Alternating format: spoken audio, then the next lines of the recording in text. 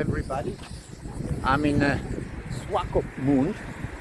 It's a coastal town in Namibia, kind of in the center of Namibia. And this town actually reminds me a lot of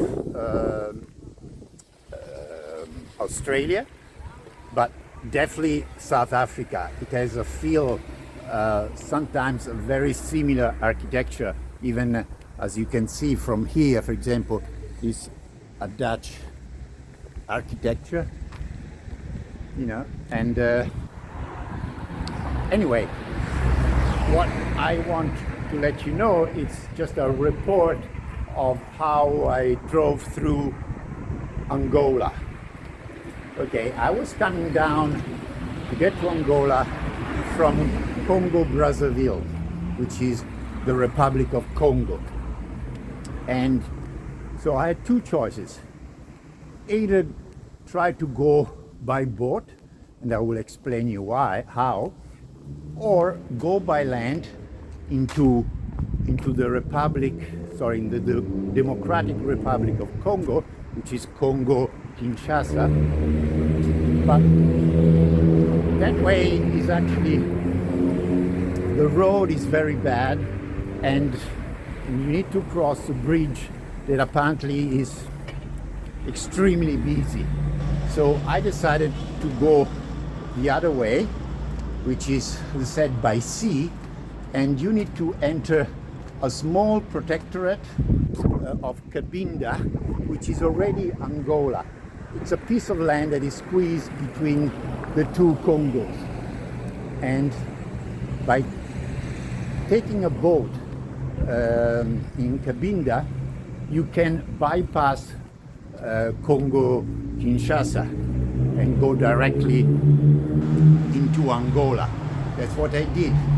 I took like a speedboat that allows like motorbikes or bicycles, and you can see a report about it on my Instagram channel.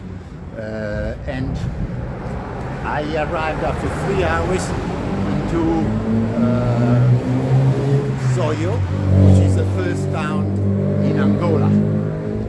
From there, the road was quite simple, especially along the coast. And along the coast, the road is always good, but it's also pretty boring, I must say. So I decided to go inland and discover, let's say, the mountains. And that's where it gets very interesting. Definitely very varied, you know, plateaus, baobab trees, jungles, sudden lakes. You know, that was rather fascinating, I must say. And then towards the end, I went towards the coast again. And my intention was to do the so-called Death Acre Dash, which is a special track. It's 100 kilometers of beach, just sand, all along the beach, and it's actually 100 kilometers.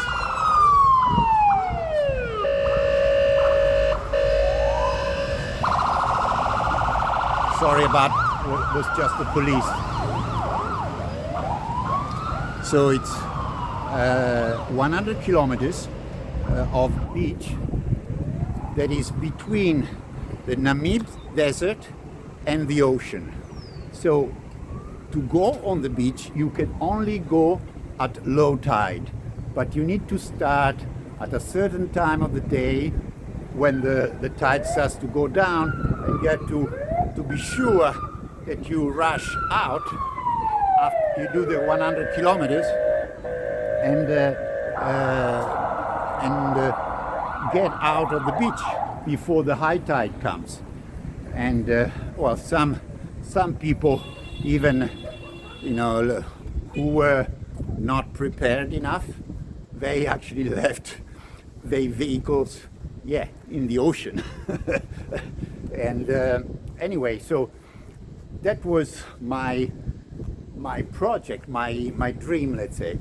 And unfortunately, although I had organized everything with a guide, because I needed, of course, a support vehicle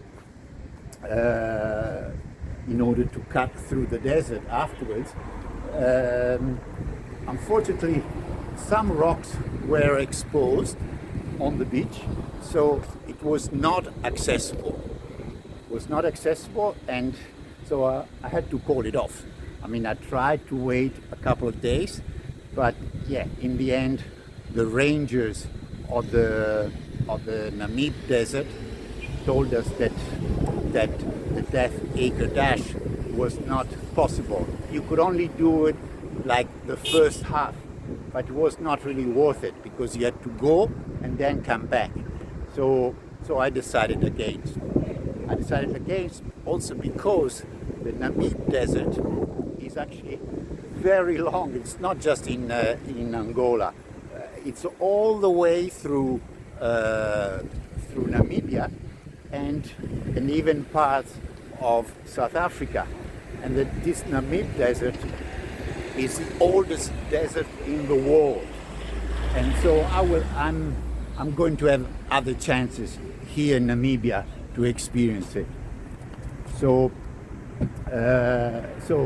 I then decided to go from Angola. I crossed into Namibia, and I had to do instead a sandy track of over 90 kilometers. That's the first time I fell. I fell at 5 kilometers from the border, and perhaps I was too tired by then, but nothing happened to me or the bike, so everything is okay. It was part of the deal, let's say. And so this was my experience of Angola, and there were some problems sometimes of petrol, to find petrol, like it happened in Cameroon, but no, in Angola, I'm mistaken. It was actually very simple to get petrol. It was the cheapest place in Africa to find petrol. I think it was something like less than €0.5 per liter. So if you enjoy these reports on my YouTube channel, please subscribe and give the thumb up, and all